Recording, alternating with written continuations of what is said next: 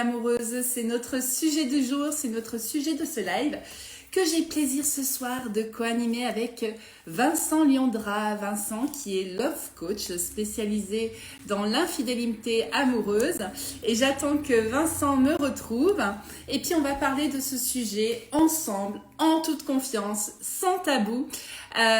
Coucou à ceux qui arrivent. Vincent, ça y est, je te vois. Tu peux demander à rejoindre la vidéo.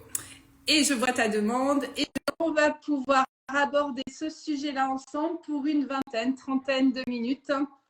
Est-ce que Vincent, tu parviens à me rejoindre? Oui, ça y est. Ok, salut. Comment vas-tu? Ah, bah, ça me fait la même chose que la dernière fois. Je crois que tu as un iPhone, non? Ouais. Ça te fait quoi? Tu me vois Ouais. pas? Ça fait que je vois du noir. Ah, alors, tu sais ce que tu peux faire? Je peux relancer le live si tu veux. Ok. Ou si tu as un ordinateur ou quelque chose avec toi, c'est ce qu'il avait fait la dernière fois, Alexis. Il avait pris pour me voir à côté.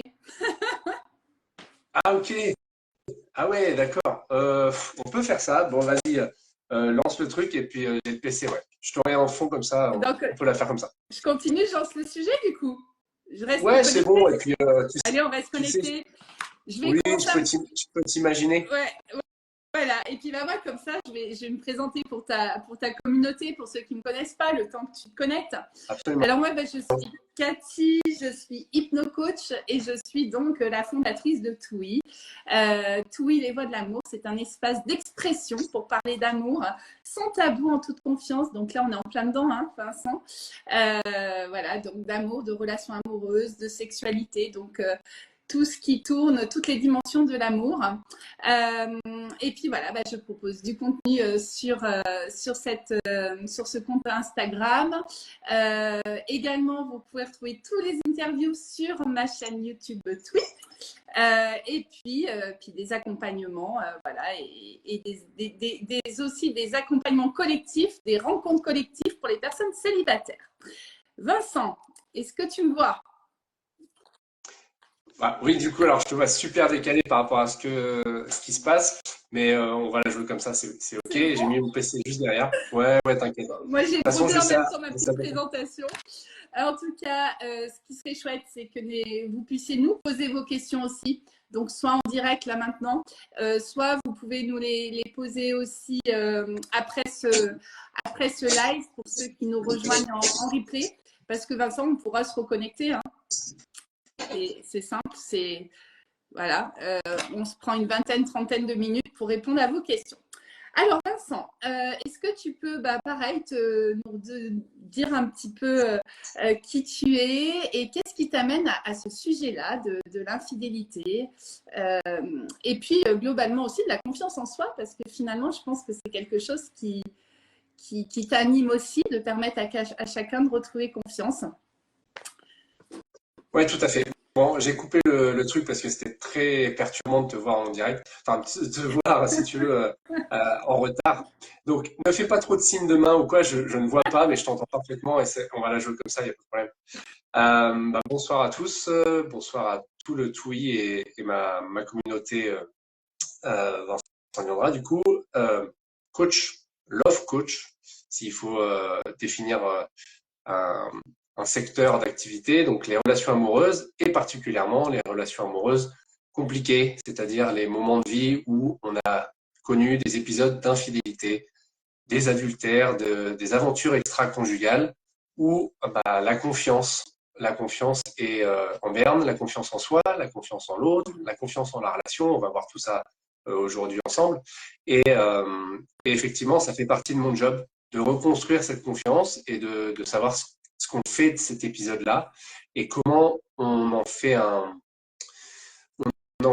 déjà dans l'accueil de cet émotionnel assez fort et comment on en fait une opportunité pour possiblement euh, reconnecter avec son partenaire ou changer quelque chose dans cette relation et dans ses aspirations de vie. Hmm.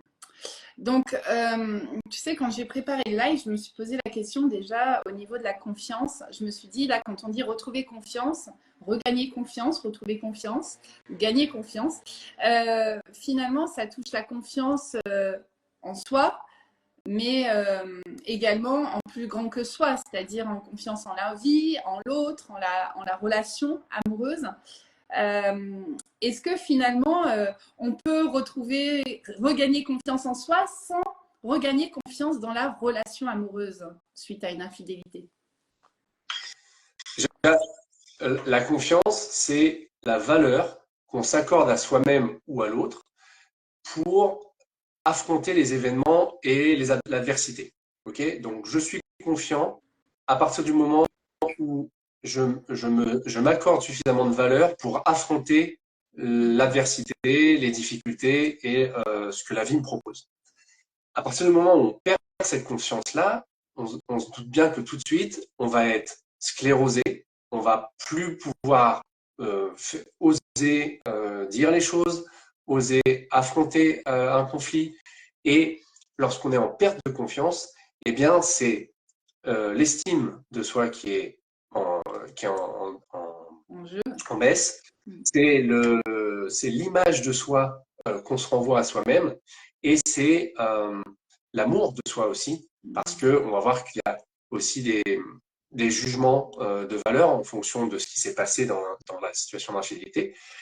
Et je voulais juste le dire là au début, lorsqu'on parle de confiance, en tout cas dans ce live-là, on inclut tous les acteurs de la situation, c'est-à-dire qu'il y a une perte de confiance pour la personne trompée, évidemment, qui a été trahie, blessée, dont le mensonge fait énormément de mal, mais il y a aussi une perte de confiance pour la personne qui a été trompée, qui a eu du désir ailleurs, et qui elle-même se juge, culpabilise, et n'a plus tout à fait confiance en elle-même et en la relation et ce qu'elle pourrait lui apporter possiblement.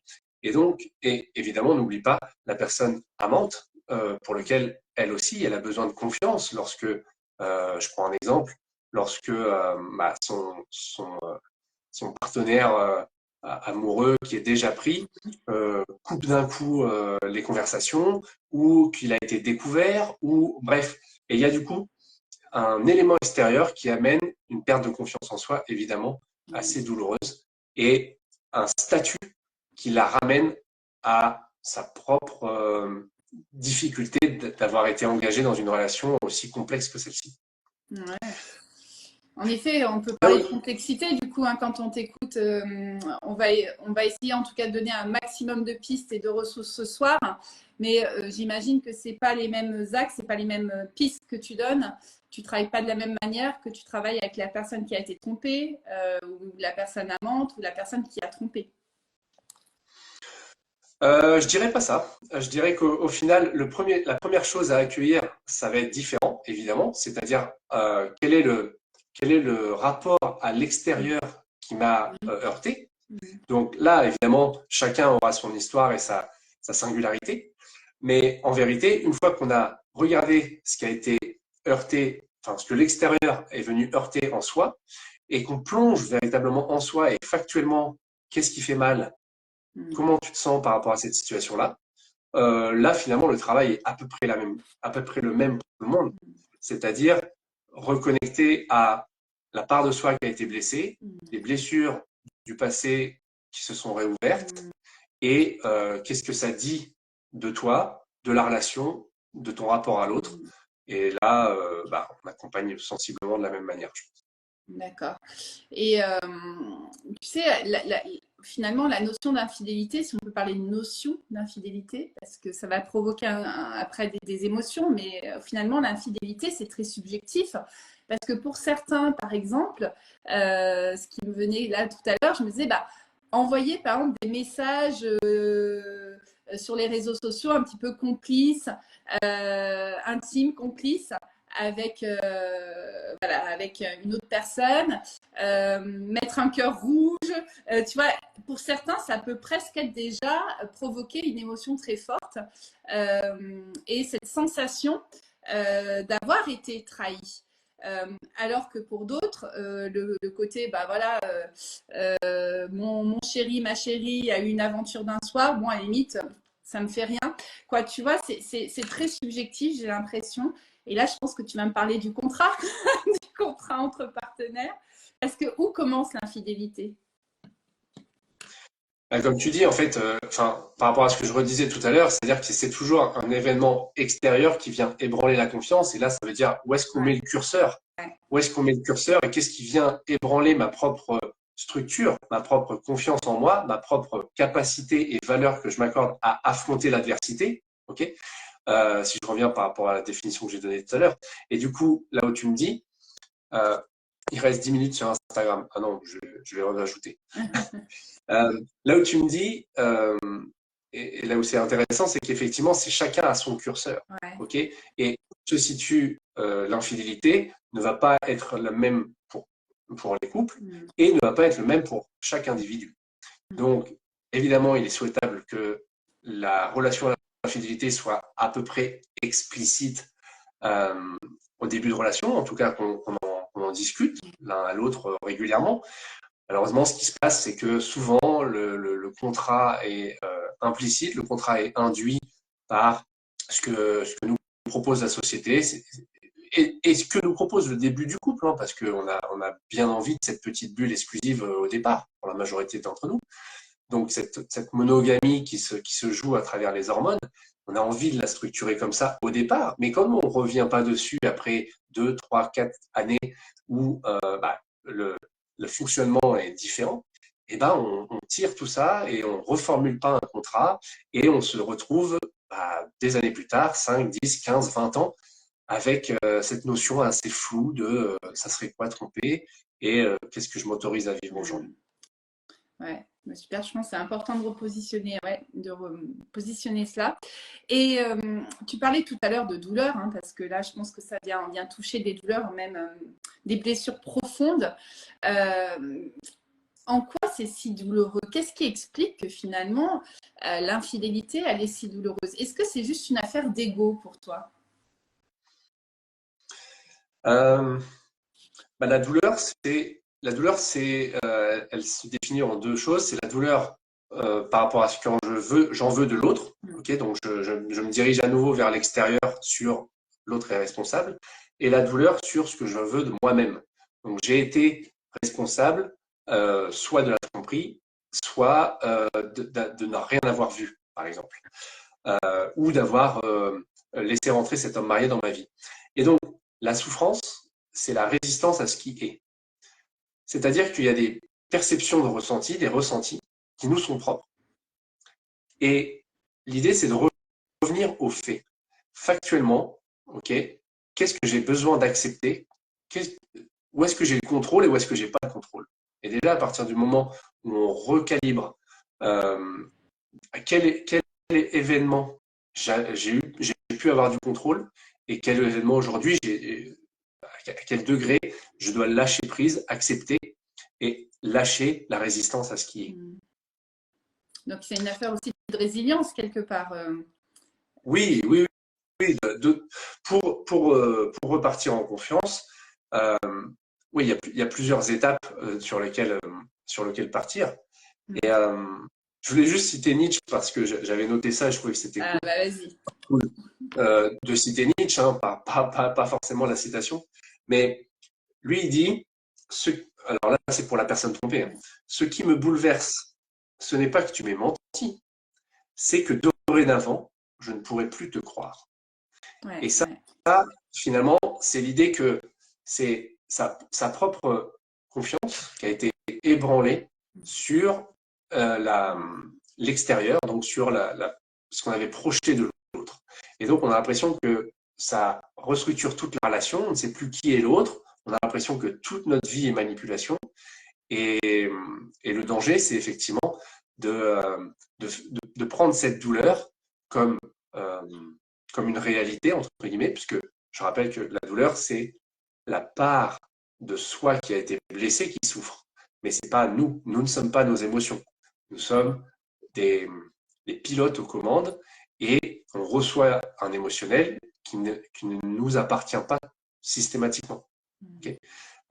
Donc c'est à nous d'accueillir ça Mm. et de savoir danser avec Mm. cette incertitude de confiance. Mm. Alors justement, bah, comment regagner confiance? Parce que là, ce qui me vient, ça passe quand même par soi. Il y a un retour quand même à soi qui est indispensable parce que ça sert. Après, il y a la communication là, qui va arriver.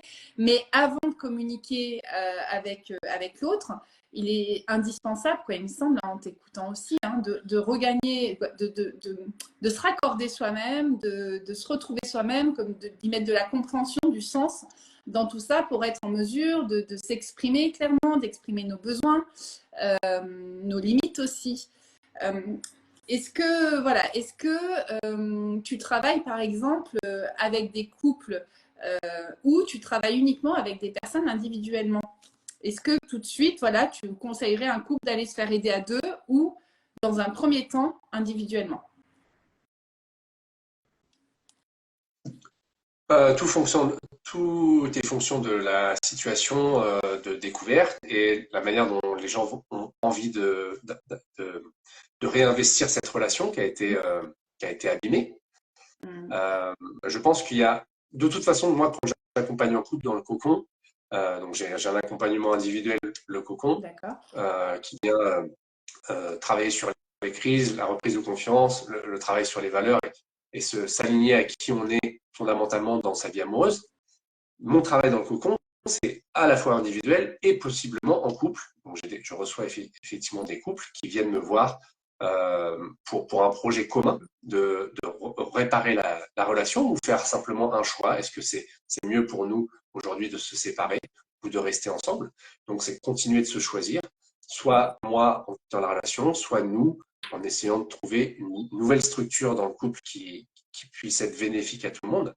Et donc, ce travail en couple, il est indispensable, effectivement, et je pense que c'est souhaitable de venir ensemble, et à la fois, dans cet accompagnement, et dans mon accompagnement le couple, je propose des séances individuelles tout autant, parce qu'on ne peut pas, dans cette situation aussi complexe de l'infidélité, rester simplement sur l'entité couple, qui soit a été abîmée, mais qui ne constitue que la troisième triangulation de l'équation. Donc, il y a une personne trompée, une personne qui est allée voir ailleurs, et la relation. Et c'est pour ça qu'on travaille sur ces trois pôles-là. Donc, je vois les personnes à la fois en individuel et à la fois en couple, et j'invite évidemment tout le monde à soit aller voir un thérapeute de couple qui fait la même chose, c'est-à-dire cette alternance, soit d'avoir un suivi à la fois individuel et un suivi de thérapeute de couple. Ça, c'est en fonction du ressenti. La première chose que je dirais par rapport à la confiance, sur la question précédente, c'est quoi l'état des lieux?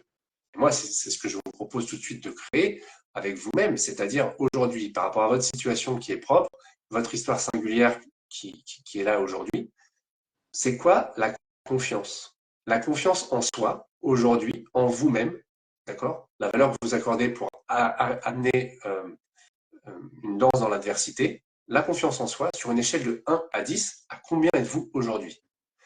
Idem, la confiance en l'autre, sur une échelle de 1 à 10, à combien en êtes-vous aujourd'hui? Et enfin, la confiance en la relation, sur une échelle de 1 à 10, à combien vous en êtes sur la possibilité de créer une relation épanouissante dans le long terme, ok, moyen, court et long terme. Et donc déjà, rien que ce petit bilan-là, cette prise de conscience de qu'est-ce qui me manque aujourd'hui dans la confiance, eh bien, ça permet déjà de faire une base et de savoir où aller et où diriger son énergie. Donc ça, c'est en effet, c'est un peu l'état du lieu du départ. Alors ceux qui sont là, vous pouvez nous mettre le petit numéro là. Déjà la confiance en vous. Un deuxième pour la confiance en l'autre et troisième en la relation. En effet, puis après c'est tout lié, hein, toutes ces choses-là. Alors Vincent, j'ai envie de te poser une question que je pense que beaucoup se posent là. S'il y en a qui se connectent à ce live, c'est quelque part ils ont envie de retrouver de l'espoir parce que je crois au niveau de l'étymologie, hein, confiance en latin, ça vient d'assurance, de foi en quelqu'un ou quelque chose. Et pour moi, c'est voilà, comment retrouver cet espoir ou peut-on retrouver espoir en fait? Si tu fais ce métier, je pense que tu as eu pas mal déjà de cas, de personnes accompagnées, de couples, tu parlais d'entité. Est-ce qu'il y a de l'espoir après une infidélité? Oui, évidemment.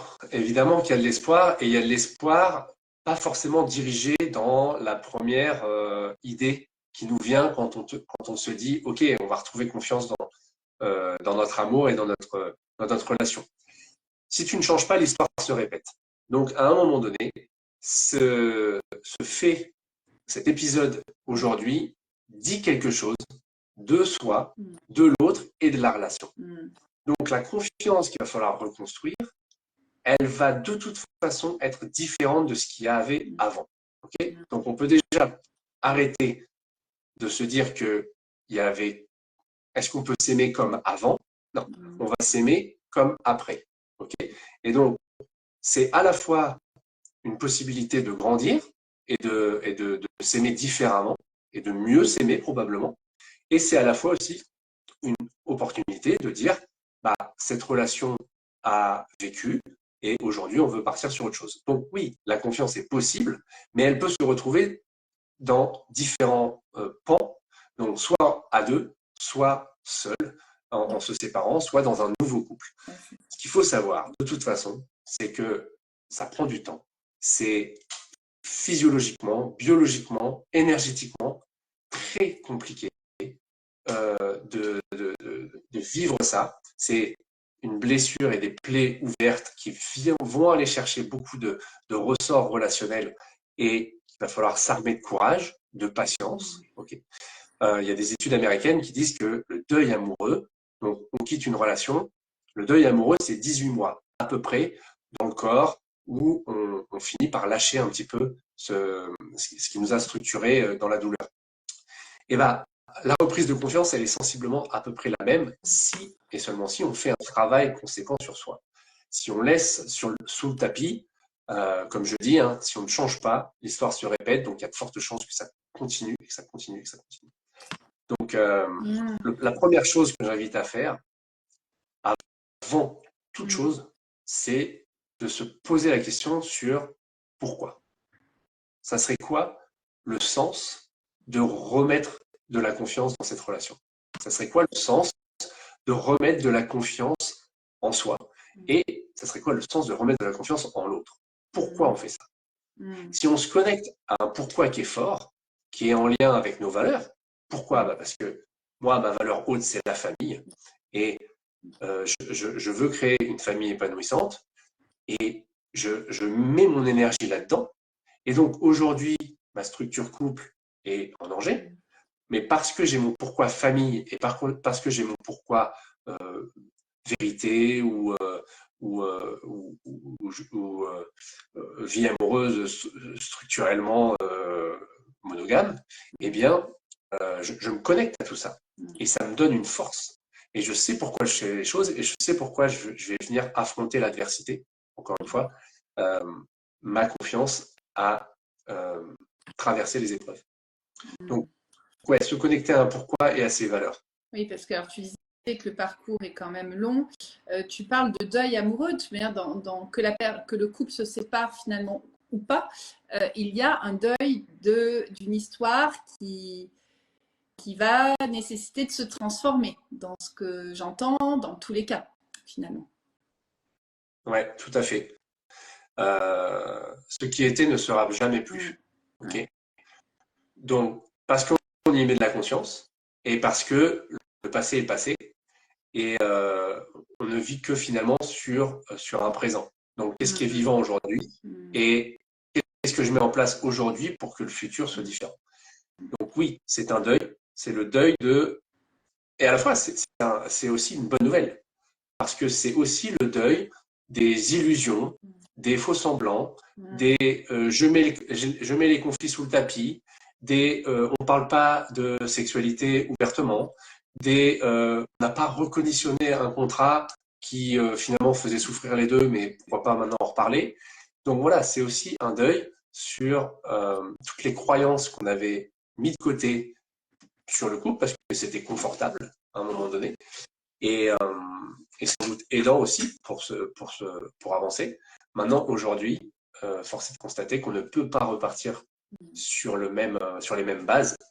Et donc, il va falloir faire le deuil de la personne que j'étais dans cette relation, de la projection que j'avais de l'autre et de la projection que j'avais du couple, de l'amour et, et, de, et de ma relation.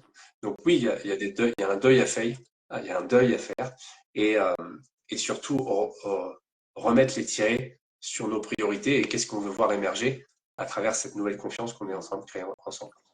Et dans cette période qui nécessite beaucoup de courage, tu l'as dit, donc courage vient du cœur, vraiment se reconnecter à cette force qui part pour moi du cœur, de cette énergie d'amour qui est indispensable à retrouver. Je pense que tu es d'accord avec moi, on a fait un stage aussi chamanique ensemble. Voilà, on sait très bien qu'il y a deux voies, il y a la voie de la peur, la voie de l'amour, il y a l'énergie de peur, l'énergie d'amour, et on ne peut pas être sur la voie de l'amour quand on est sur la voie de la peur.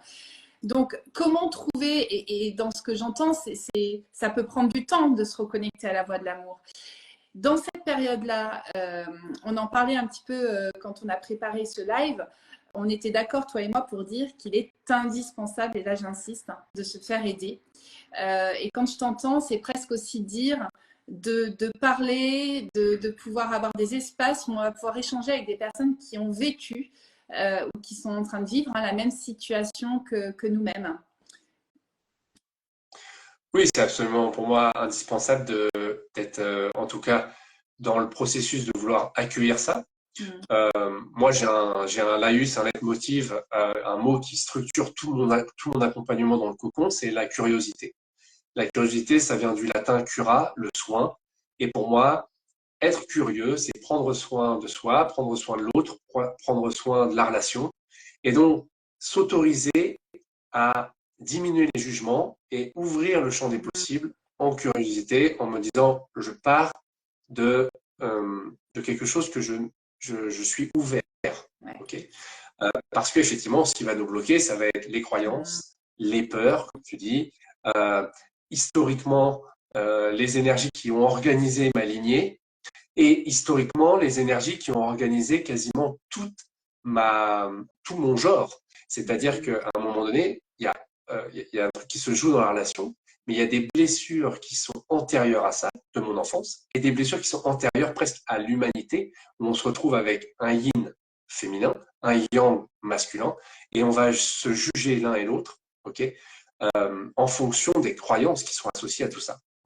Les hommes sont dangereux et font souffrir, ou les femmes ne sont pas des êtres de confiance, etc. Par rapport à tout ce qui est à l'histoire qu'on se raconte en lien avec cet épisode. Et tu vois, ça pourra faire presque l'objet d'un autre temps ensemble parce qu'il y a tant à dire sur les croyances qui nous limitent, les injonctions, les jugements.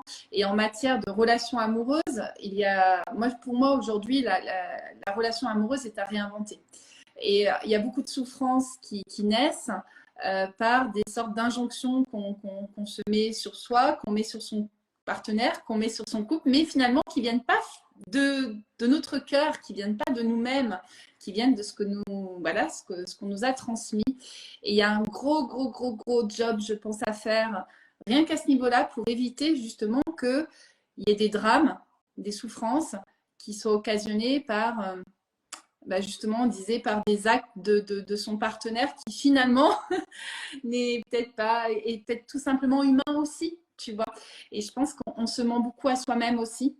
Et c'est important peut-être, tu vois, on pourra l'évoquer ensemble, ce sujet, mais c'est différentes manières aujourd'hui qu'on a de relationner, parce que je pense que tu as beaucoup exploré aussi le sujet. Il y a plein de manières de fonctionner en couple. Il y a plein de manières de rentrer en relation, d'entretenir la relation, d'entretenir la libido, de vivre sa sexualité. Oui, tout à fait. De toute façon, le couple, c'est un job à plein temps. Véritablement, c'est une organisation structurelle qui ramène tellement d'émotionnel sur notre enfance. Souvent, on va chercher quand même des partenaires qui nous ramènent à ce qu'on a vécu du côté de notre père ou ce qu'on a vécu du côté de notre mère. Et donc, ça vient réveiller des blessures et des insécurités en lien avec voilà, l'abandon, la trahison, le rejet, l'injustice, etc. Donc, l'autre est mon miroir. Hein, et si on choisit toujours un partenaire qui va me challenger à un niveau où, si ma confiance est OK, je peux y aller. Si c'est trop douloureux, c'est trop challengeant, bah, je vais avoir tendance à fuir. Ok, ça va m'apprendre des choses. Mais encore une fois, si je n'apprends pas à changer, si je n'apprends pas à remodeler mes schémas amoureux, eh bien, si je ne change pas, l'histoire se répète. Et donc, je vais fuir, je vais changer de décor, je vais me retrouver de nouveau avec un nouveau partenaire. C'est chouette parce qu'on a les hormones du départ, ça c'est biologiquement, on est parti pour comment dire, euh, trop, enfin, se reproduire, d'accord. Donc on est parti pour se reproduire ensemble et être en lien dans notre cerveau, dans notre biochimie pendant quelques années. Et puis au bout de ça, bah voilà, une fois que ça s'est disparu, bah reviennent tous les problèmes de communication que j'ai pas réglés dans le précédent, reviennent tous mes problèmes d'insécurité en lien avec mon corps ou mes croyances et ainsi de suite. Et le couple est un espace de travail. Le couple est un espace, est un vecteur de développement personnel absolument formidable, que ce soit dans les moments où tout va bien et que ce soit dans les moments où tout va mal. D'accord? Et c'est principalement dans les moments où tout va mal que ça nous permet justement de re-questionner quelle personne on veut être, qui on veut devenir et en quoi l'autre est aidant pour ça. Okay. Donc, et moi, je rajouterais, parce que tu vois, on peut travailler avec plaisir. Et ça rejoint un peu la curiosité aussi, c'est-à-dire, comme tu as dit, c'est du job, mais je pense que le tout, c'est d'y mettre une bonne dose de plaisir dans tout ça. Alors même quand c'est un peu plus difficile, hein, bah là on sait qu'on va travailler un petit peu plus à la dure, mais cette notion de plaisir me semble hyper importante à réintégrer dans le couple. Encore une fois, c'est le pourquoi. Qu'est-ce que je viens chercher dans mon couple et qu'est-ce qui me nourrit, moi, dans ma vie, pour être en mesure de percevoir du plaisir, même dans l'adversité. Ouais, et donc, à partir du moment où on est dans la gratitude du moment où ça pique, parce que ça va nous faire grandir, alors on est vraiment dans un lâcher-prise et dans une élévation de conscience qui est puissante. Okay, je ne dis pas que c'est facile. Waouh, waouh, waouh. Je dis que ça prend du temps. Je dis que c'est bien de l'avoir en tête.